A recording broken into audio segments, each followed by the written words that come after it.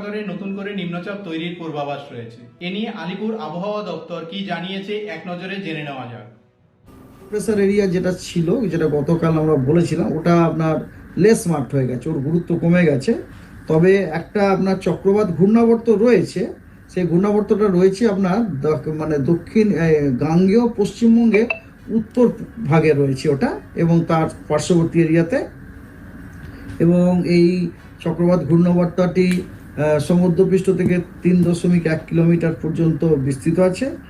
আর একটা আপনার চক্রবাত ঘূর্ণাবর্ত আছে, সেটা হচ্ছে আপনার পশ্চিম মধ্য বঙ্গোপসাগরে, north Orissa coast, north Andhra কোস্টের কাছাকাছি। ওইখানে আপনার একটা চক্রবাত ঘূর্ণাবর্ত আছে। এটা আপনার একটা লেয়ারে সীমাবদ্ধ। সেই লেয়ারটা হচ্ছে 1.5 কিলোমিটার থেকে 4.5 কিলোমিটার পর্যন্ত। তো এই হচ্ছে মোটামুটি ওয়েদার। এই যেমন দেখছেন, কখনো কখনো মাঝে মাঝে আপনার কোনো জায়গাতে বিক্ষিপ্তভাবে বজ্রবিদ্যুৎ হয়ে গেল, জাস্ট ওই রকমই কিছু হওয়ার সম্ভাবনা আছে, আদারওয়াইজ বিশেষ কিছু ওয়েদার নেই। কয়েকদিন আবহাওয়া আপনার ওই মোটামুটি শুকনোই থাকবে বলতে পারেন। হালকা মাঝারি বৃষ্টিপাত কিছু জায়গাতে, কিছু কিছু জায়গাতে হওয়ার সম্ভাবনা আছে, আদারওয়াইজ আপনার শুকনোই।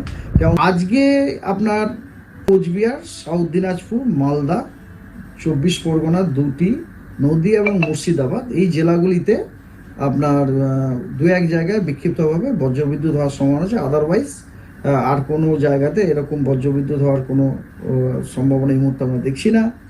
আর 7, 8, 9, 10, 11 এই 5 দিন পশ্চিমবঙ্গের সব জেলাতেই হালকা ও মাঝারি বৃষ্টিপাত বিক্ষিপ্তভাবে এদিক ওদিক কিছু জায়গাতে হতে পারে। আদারওয়াইজ আপনার ওয়েদার আপনার বিশেষ কিছু নেই। হ্যাঁ, উত্তরের জেলাগুলির অনেকখানা জায়গা জুড়ে আপনার হালকা ও মাঝারি বৃষ্টিপাত হওয়ার সম্ভাবনা আছে। আর এর সাথে সাথে কোচবিহার, দক্ষিণ দিনাজপুর